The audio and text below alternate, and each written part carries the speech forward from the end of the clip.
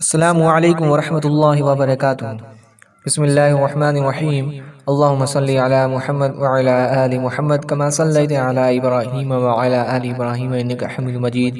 اللہم بارک علی محمد وعلی آل محمد کما بارکت علی ابراہیم وعلی آل ابراہیم انک حمید مجید۔ اللہ کے راستے میں نکال کر 6 صفاتوں پر محنت کرائی جاتی ہے۔ اس پر عملی مشق کرنے سے پورے دین پر چلنا آسان ہو جاتا ہے۔ یہ 6 صفات پورا دین تو نہیں ہے، لیکن اس پر ہم محنت کریں گے تو انشاءاللہ پورے دین پر چلنا آسان ہو جائے گا، جن میں سے پہلی صفت ہے ایمان، دوسری صفت ہے نماز، تیسری صفت ہے علم و ذکر، چوتھی صفت ہے اکرام مسلم، پانچویں صفت ہے اخلاص نیت، اور چھٹی صفت ہے دعوت اللہ اور پرہیز کے طور پر لایانی سے بچنا۔ تمام صفات کو ہماری زندگی میں لانے کے لیے 3 کام کرنے ہوں گے: دعوت دینا، مشق کرنا اور دعا کرنا۔ ان 6 صفات کی دعوت 5 لائن سے دینا ہے، ہر وقت دینا ہے، ہر جگہ دینا ہے، ہر حال میں دینا ہے، ہر ایک کو دینا ہے، ہر عمل سے دینا ہے۔ ایمان کے بغیر اللہ کو پہچان نہیں سکتا، نماز کے بغیر اللہ کے حق کو ادا نہیں کر سکتا، علم کے بغیر اللہ کی منشا کو پہچان نہیں سکتا، ذکر کے بغیر اللہ کے حق کو پورا نہیں کر سکتا، اکرام کے بغیر کچھ بچا کے لے جا نہیں سکتا، اخلاص کے بغیر اللہ سے کچھ لے نہیں سکتا، اور دعوت کے بغیر انسانیت کو کچھ دے نہیں سکتا۔ کلمے سے عمل زندہ ہوگا، نماز سے عمل ظاہر ہوگا، علم سے عمل مکمل ہوگا، ذکر سے عمل میں جان آئے گی، اکرام سے عمل محفوظ ہوگا، اخلاص سے عمل قیمتی ہوگا، دعوت سے عمل دوسروں تک پہنچے گا۔ پہلی صفت ہے ایمان۔ ایمان سے یہ چاہا جاتا ہے کہ ہمارے دلوں کا یقین صحیح ہو جائے۔ ایمان کا کلمہ ہے لا الہ الا اللہ محمد رسول اللہ۔ ان میں 4 باتوں کا دھیان رکھنا بہت ضروری ہے۔ کلمے کے الفاظ کا صحیح یاد ہو، کلمے کے معنی کا پتہ ہو، کلمے کے مطلب کا علم ہو، اور کلمے کے تقاضے کو جان کر اسے پورا کرنے والے بنے۔ کلمے کے الفاظ ہے لا الہ الا اللہ محمد رسول اللہ۔ کلمے کا معنی ہے نہیں ہے کوئی معبود سوائے اللہ کے، اور محمد صلی اللہ علیہ وسلم اللہ کے رسول ہیں۔ لا الہ الا اللہ کا مطلب ہے مخلوق سے کچھ نہیں ہوتا، مخلوق اللہ کے بغیر کچھ نہیں کر سکتے۔ اللہ کسی بھی چیز کا محتاج نہیں ہے، لیکن مخلوق سب کا سب اللہ کے محتاج ہے۔ وہ سب کچھ کیے بغیر سب کچھ کر سکتا ہے۔ دنیا کے تمام انسان اور جنات مل کر کسی ایک انسان کو نفع پہنچانا چاہے اور اللہ نہ چاہے تو نہیں پہنچا سکتے، اور دنیا کے تمام انسان اور جنات مل کر کسی ایک انسان کو نقصان پہنچانا چاہے اور اللہ نہ چاہے تو نہیں پہنچا سکتے ہیں۔ اس بات کا یقین ہمارے دلوں میں آ جائے۔ اور کلمے کا دوسرا جز ہے محمد الرسول اللہ۔ اس کا مطلب ہے حضور صلی اللہ علیہ وسلم کے نورانی پاکیزہ طریقوں میں ہی دنیا اور آخرت کی 100% کامیابی ہے، اور اس سے ہٹ کر جتنے بھی طریقے ہیں اس میں دنیا اور آخرت کی 100% ناکامی ہے۔ اللہ کے یہاں وہی عمل مقبول ہے جو حضور صلی اللہ علیہ وسلم کے طریقے کے مطابق کیا گیا ہو۔ اللہ جل شانہ نے حضور صلی اللہ علیہ وسلم سے ارشاد فرمایا، آپ کہہ دیجئے کہ اگر تم اللہ سے محبت کرنا چاہتے ہو تو تم میری فرما برداری کرو، اللہ تم سے بھی محبت کریں گے اور تمہارے سب گناہ بخش دیں گے، اور اللہ بہت بخشنے والا مہربان ہے۔ ایک حدیث پاک کا خلاصہ ہے، جس زمانے میں دین مٹ رہا ہو اور سنت طریقے زندگی سے نکل رہے ہوں، اور ایسے وقت میں ایک سنت کا زندہ کرنا 100 شہیدوں کے ثواب کے برابر ہے، اس بات کا یقین ہمارے دلوں میں آ جائے۔ کلمے کا تقاضا یہ ہے کہ من چاہی زندگی کو چھوڑ کر رب چاہی زندگی اختیار کی جائے۔ ایمان کی صفت کو ہماری زندگی میں لانے کے لیے 3 لائن کی محنت ہے۔ پہلا کام ہے امت میں چل پھر کر ایمان کی خوب دعوت دی جائے۔ حضور صلی اللہ علیہ وسلم کا ارشاد ہے، اس پاک ذات کی قسم جس کے قبضے قدرت میں میری جان ہے، اگر تمام آسمان اور زمین اور جو لوگ ان کے درمیان میں ہیں وہ سب، اور جو چیزیں ان کے درمیان میں ہیں وہ سب کچھ، اور جو کچھ ان کے نیچے ہے وہ سب کا سب ایک پلڑے میں رکھ دیا جائے، اور لا الہ الا اللہ کا اقرار دوسرے جانب کر دی جائے، تو کلمہ والا پلڑا بھاری ہو جائے گا۔ صحیح حدیث میں وارد ہے، قیامت اس وقت تک قائم نہیں ہو سکتی جب تک لا الہ الا اللہ کہنے والا کوئی زمین پر ہو۔ دوسری حدیث میں آیا ہے کہ جب کوئی بھی اللہ اللہ کہنے والا روئے زمین پر ہوگا قیامت نہیں ہوگی۔ حضرت زید بن ارقم رضی اللہ عنہ حضور صلی اللہ علیہ وسلم سے نقل کرتے ہیں کہ جو شخص اخلاص کے ساتھ لا الہ الا اللہ کہے وہ جنت میں داخل ہوگا۔ کسی نے پوچھا کہ کلمے کی اخلاص یعنی کلمے کی علامت کیا ہے؟ آپ صلی اللہ علیہ وسلم نے فرمایا کہ حرام کاموں سے روک دیں۔ دوسرا کام ہے عملی مشق کرنا۔ جب بھی مخلوق سے ہوتا ہوا نظر آئے تو اس کی نفی کریں اور دل کو سمجھائیں کہ کرنے دھرنے والی ذات صرف اللہ ہی کی ہے۔ اللہ کی بنائی ہوئی مخلوقات میں غور و فکر کریں جس سے اللہ کی معرفت نصیب ہوگی۔ اپنی آنکھوں کا دیکھنا، کانوں کا سننا، زبان کا بولنا، دماغ کا سوچنا صحیح کریں۔ بول چال میں سبحان اللہ، الحمدللہ، ماشاء اللہ، جزاکم اللہ سب اللہ کے فضل و کرم سے ہم بولتے رہیں۔ تیسرا کام ہے دعا کرنا۔ ایمان کی حقیقت کو دعاؤں کے ذریعے رو رو کر اللہ سے خوب مانگیں۔ دوسری صفت ہے نماز۔ نماز سے یہ چاہا جاتا ہے کہ ہماری 24 گھنٹے کی زندگی نماز والی صفت پر آ جائے اور نماز کے ذریعے ہم اللہ تبارک و تعالی سے لینے والے بن جائیں۔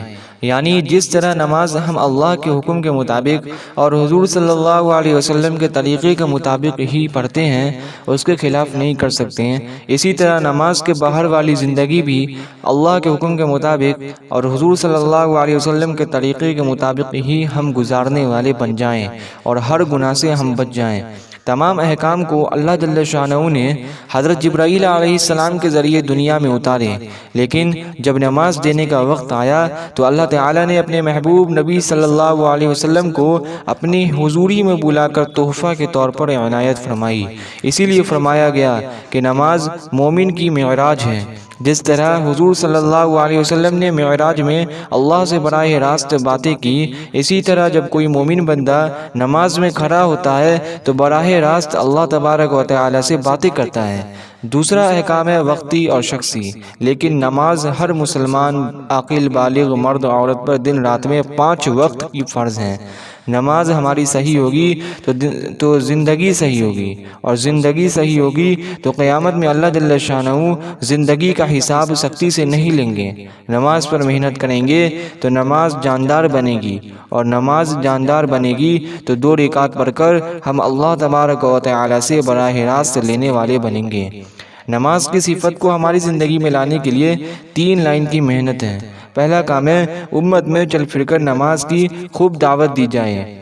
حضور صلی اللہ علیہ وسلم کا ارشاد ہے، حق تعالی شانہ نے فرمایا کہ میں نے تمہاری امت پر 5 نمازیں فرض کی ہیں، اور اس کا میں نے اپنے لیے عہد کر لیا ہے کہ جو شخص ان 5 نمازوں کو ان کے وقت پر ادا کرنے کا اہتمام کرے اس کو اپنی ذمہ داری پر جنت میں داخل کروں گا، اور جو ان نمازوں کا اہتمام نہ کرے تو مجھ پر اس کی کوئی ذمہ داری نہیں۔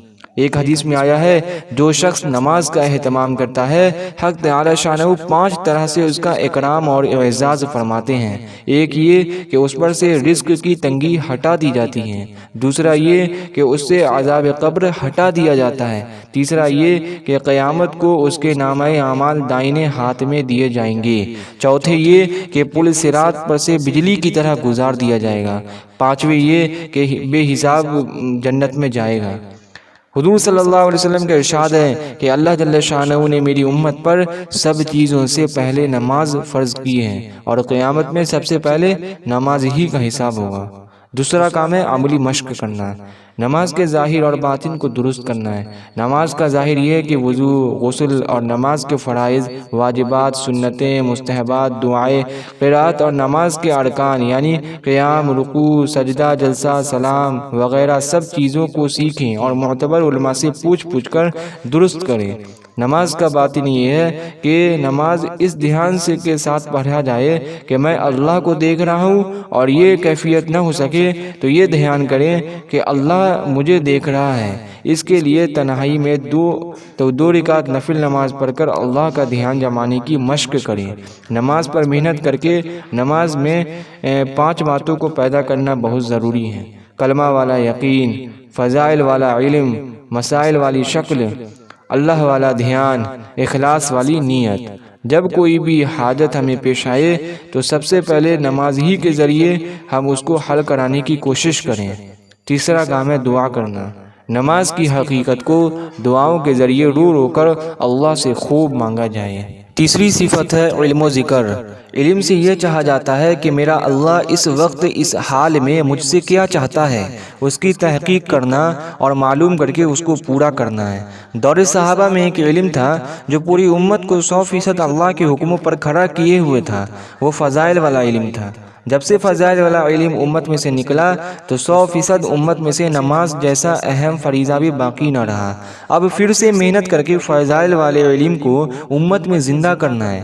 علم دو طرح کے ہیں، فضائل والا علم اور مسائل والا علم۔ فضائل والے علم میں سے عمل کا شوق پیدا ہوگا اور مسائل والے علم سے اعمال صحیح ہوں گے۔ علم کی صفت کو ہماری زندگی میں لانے کے لیے 3 لائن کی محنت ہے۔ پہلا کام ہے امت میں چل پھر کر علم کی خوب دعوت دی جائے۔ ایک حدیث پاک کا خلاصہ ہے، حضور صلی اللہ علیہ وسلم نے فرمایا، تمام مسلمان مرد عورت پر دین کے اتنے علم کا سیکھنا فرض ہے جس سے حلال اور حرام کی تمیز ہو سکے اور جائز و ناجائز کی پہچان ہو سکے۔ ایک حدیث پاک کا خلاصہ ہے، حضور صلی اللہ علیہ وسلم نے فرمایا، جو بندہ علم دین سیکھنے کے لیے اپنے گھر سے نکلتا ہے تو فرشتے خوشنودی کے واسطے اس کے پیروں کے نیچے اپنے پروں کو بچھاتے ہیں، اور تمام مخلوقات یہاں تک کہ چرندے پرندے، جنگل میں رہنے والے جانور، حتیٰ کہ دریا میں رہنے والی مچھلیاں تک دعائے مغفرت کرتی ہیں۔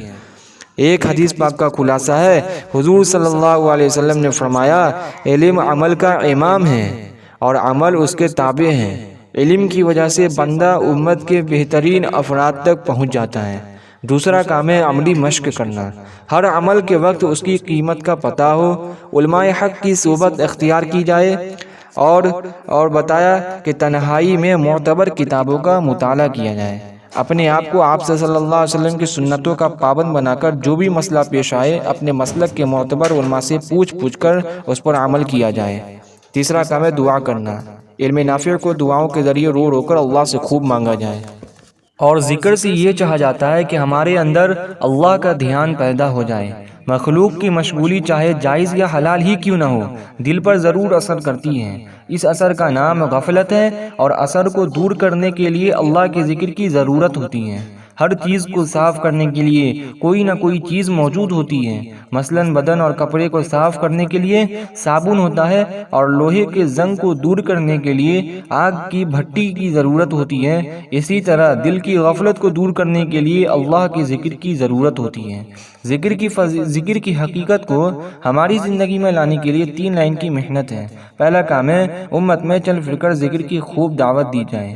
حضور صلی اللہ علیہ وسلم کے ارشاد ہے، جنت میں جانے کے بعد اہل جنتی کو کسی بھی چیز کا قلق اور افسوس نہیں ہوگا بخبر اس گھڑی کے جو دنیا میں اللہ کے ذکر کے بغیر گزر گئی ہو۔ حضور صلی اللہ علیہ وسلم کا ارشاد ہے، اللہ کے ذکر سے بڑھ کر کسی آدمی کا کوئی عمل عذاب قبر سے زیادہ نجات دلانے والا نہیں۔ ایک صحابی نے عرض کیا، یا رسول اللہ صلی اللہ علیہ وسلم، احکام تو شریعت کے بہت سے ہیں جن پر عمل تو ضروری ہے، لیکن مجھے ایسا کوئی عمل بتا دیجئے جس کو میں اپنا معمول بنا لوں۔ آپ صلی اللہ علیہ وسلم نے ارشاد فرمایا، تمہاری زبان اللہ کے ذکر سے ہر وقت تر رہے۔ دوسرا کام ہے عملی مشق کرنا۔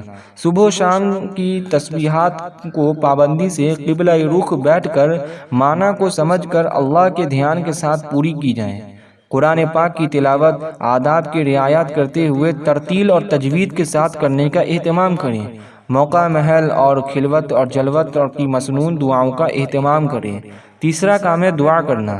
ذکر کی حقیقت کو دعاؤں کے ذریعے رو کر اللہ سے خوب مانگا جائے۔ چوتھی صفت ہے اکرام مسلم۔ اکرام مسلم سے یہ چاہا جاتا ہے کہ ہمارے اندر اور پوری امت کے اندر جوڑ پیدا ہو جائیں۔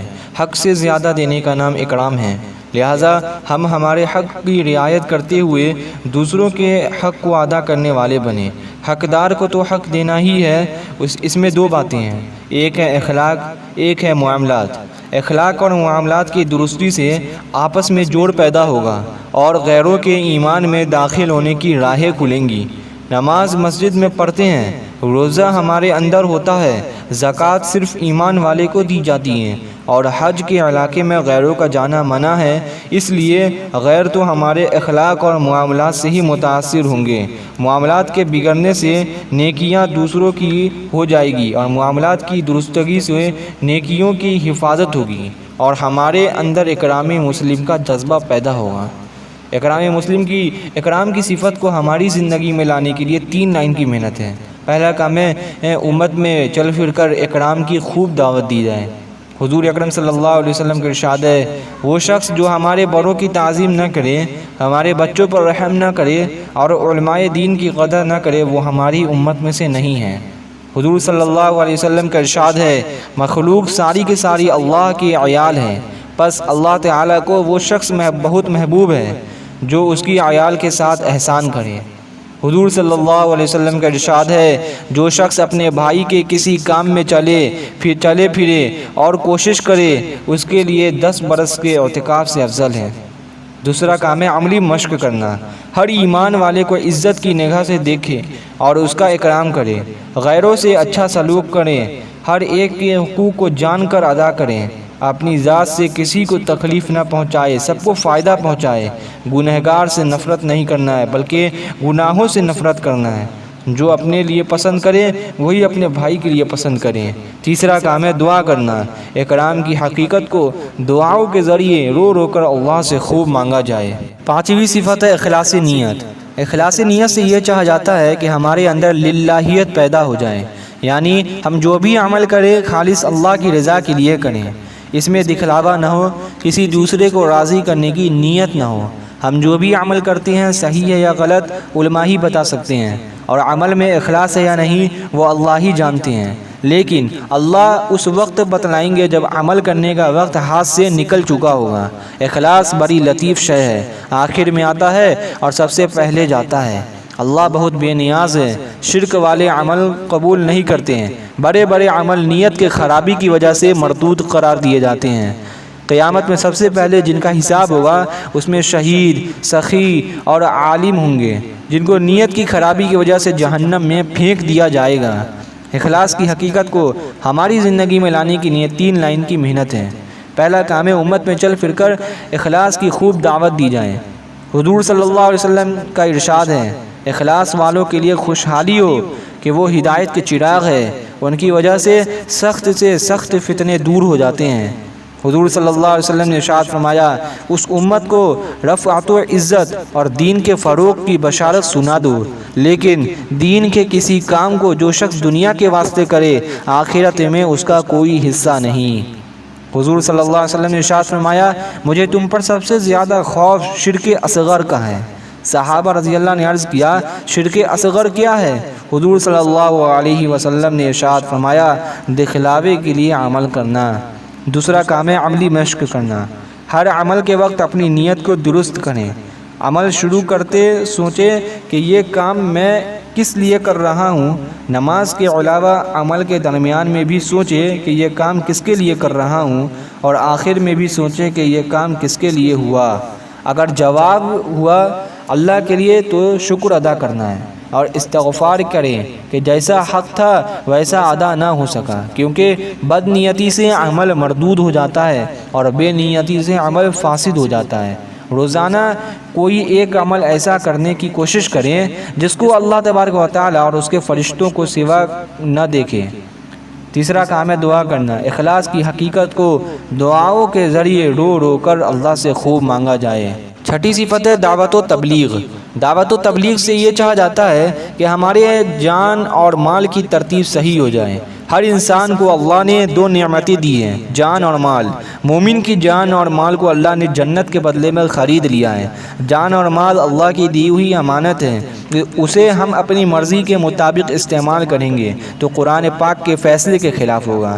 جب تک امت کی جان اور مال کا استعمال صحیح تھا، دین دنیا میں سرسبز اور شاداب تھا۔ جب سے جان اور مال کا استعمال غلط طریقے سے ہونے لگا تو غیر محسوس طریقے سے دین زندگیوں سے نکلتا چلا گیا۔ شریعت کو اٹھا کر دیکھو کہ حضور صلی اللہ علیہ وسلم نے صحابہ نے جان اور مال کہاں لگایا، پتہ چلے گا اپنے آپ کو سب سے زیادہ دین پر لگایا، پھر بیوی بچوں پر لگایا، اور وہاں سے وقت بچا تو اپنی کمائی پر لگایا، اور جو کچھ کمایا اس کو زیادہ سے زیادہ دین پر لگایا۔ وہاں سے بچا تو ضرورت مندوں پر لگایا اور وہاں سے بچا تو اپنے آپ پر لگایا۔ اس طرح دین کی محنت کریں گے تو اللہ جل شانہ بغیر محنت کے مال دیں گے اور بغیر مال کے چیز دیں گے اور بغیر چیزوں کے کام بنائیں گے۔ ہماری جان اور مال کی ترتیب صحیح ہو جائے، اس کے لیے بڑوں نے ایک ترتیب بتائی ہے کہ زندگی کی مشغولی سے نکل کر جلد سے جلد 4 ماہ اللہ کے راستے میں لگایا جائے اور پھر ہر سال 40 دن اور مقام پر رہ کر 5 کام اہتمام کے ساتھ کریں۔ دعوت اللہ کی حقیقت کو ہماری زندگی میں لانے کے لیے 3 لائن کی محنت ہے۔ پہلا کام ہے امت میں چل پھر کر اللہ کے راستے میں نکلنے کی خوب دعوت دی جائے۔ حضور صلی اللہ علیہ وسلم نے ارشاد فرمایا، اللہ کے راستے میں تھوڑی دیر کھڑا رہنا شب قدر میں حجر اسود کے سامنے عبادت کرنے سے بہتر ہے۔ حضور صلی اللہ علیہ وسلم نے ارشاد فرمایا، ایک صبح یا ایک شام اللہ کے راستے میں نکل جانا دنیا اور ما فیہا سے بہتر ہے۔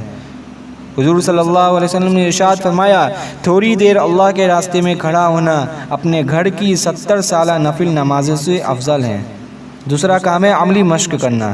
ہر سال 40 دن کا اہتمام کریں، مقامی 5 کام اہتمام کے ساتھ کریں، آنے والی جماعت کی نصرت کریں، ہفتے واری جماعت میں تام اور قیام کے ساتھ شرکت کریں، مشورہ جوڑ اور اجتماعات میں اہتمام کے ساتھ شرکت کریں۔ تیسرا کام ہے دعا کرنا۔ دعوت اللہ کی حقیقت کو دعاؤں کے ذریعے رو رو کر اللہ سے خوب مانگا جائے۔ جزاکم اللہ خیرا۔